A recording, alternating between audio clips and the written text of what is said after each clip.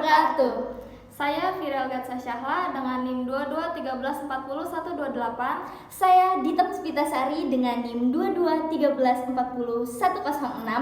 Kami dari kelompok 7 akan melakukan bimbingan rohani Islam antar sesama mahasiswa. Selamat menonton. Assalamualaikum warahmatullahi wabarakatuh. Waalaikumsalam warahmatullahi wabarakatuh. Izin memperkenalkan diri dulu ya, biar nanti ngobrolnya enak. Izin memperkenalkan diri, nama saya Dita Puspitasari. Saya adalah salah satu pegawai dari Klinik UIN SMA Banten. Saya bertugas sebagai pembimbing rohani Islam.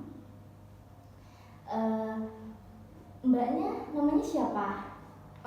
Namaku Syahla dari jurusan bimbingan konseling Islam. Baik, Kak Sahla. Gimana perjalanan ke sini? Tadi sih lancar ya, tapi panas. Perjalanannya panas. Ya, baik. Gimana kabar hari ini? Alhamdulillah sehat sih, tapi akhir-akhir ini tuh saya ngerasa kayak pikirannya kosong gitu. Tugasnya kan lagi numpuk, terus juga organisasi juga kan harus berjalan gitu kan. Terus hati saya tuh kayak resah, terus ibadahnya juga jadi jarang gitu, terus malah jauh gitu dari Allah gitu. Sebelumnya terima kasih dulu ya udah mau datang dan terbuka pada saya gitu. Jadi gini Kak, merasa lelah atau kosong itu bahkan mempertanyakan arah gitu. Tapi justru dari situ saya belajar bahwa yang kita butuhin sekarang itu bukan hanya rehat fisik, tapi juga nutrisi rohani gitu Kak. Iya sih, tapi aku juga kan ngerasa kayak gitu kan, kayak kadang sholat, kadang enggak gitu. Terus kalau ingat Allah tuh cuma pas lagi capek atau stresnya aja gitu tuh. Terus abis itu tuh udah kosong lagi gitu. Itu sangat manusiawi sekali Kak. Bahkan Allah Subhanahu wa Ta'ala tahu betul bahwa kita ini lemah gitu, sering lalai. Karena itu Allah menyampaikan dalam Al-Quran, dan sesungguhnya kami telah menciptakan manusia dan mengetahui apa yang dibisikkan oleh hatinya, dan kami lebih dekat kepadanya daripada urat lehernya. Itu ada dalam Al-Quran surah Kaf ayat 16. Iya sih Kak, tapi saya tuh takut gitu, takutnya Allah marah karena saya kan udah lalai gitu, terus udah menjauh juga gitu. Oh gitu, baik. Subhanallah, ketakutan itu justru tanda hati kamu masih hidup.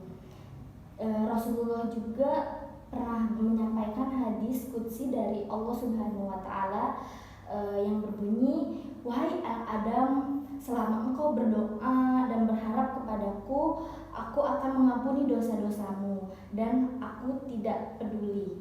Hadis riwayat Tirmizi. Dan dalam Al-Quran itu Allah berfirman penuh kasih, yang berbunyi itu, janganlah kamu berputus asa dari rahmat Allah, sesungguhnya Allah mengampuni dosa-dosa semuanya. Quran surat Az-Zumar ayat 53. Allah tidak marah saat kamu datang dalam keadaan kotor. Justru dia marah ketika kamu tidak datang sama sekali. Gitu Kak. Saya sebelumnya belum pernah sih dengar ayat itu, jadi sekarang tuh rasanya kayak tertampar banget ya. Terus saya juga malu Kak, tapi saya juga terharu.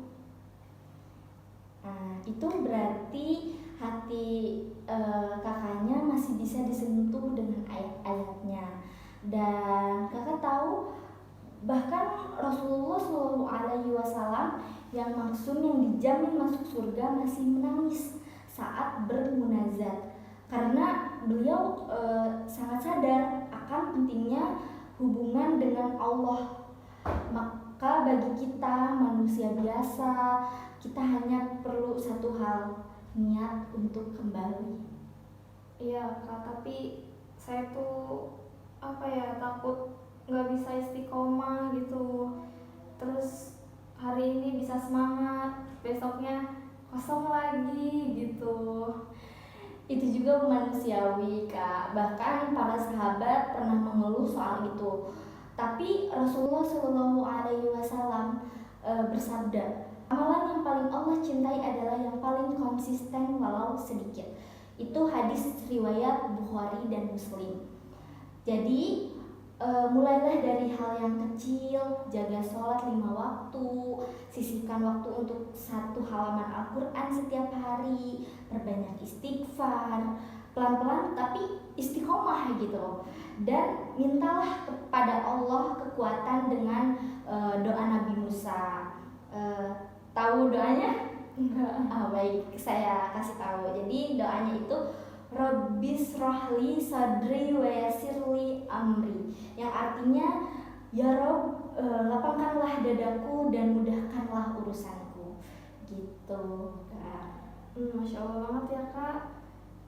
Sekarang saya mulai merasa tenang gitu. Makasih banyak ya Kak udah mau bantu saya gitu. Terus saya pikir tuh harus sempurna dulu untuk istiqomah, untuk kembali gitu. Ternyata Allah suka ya sama proses kita yang menuju istiqomah itu.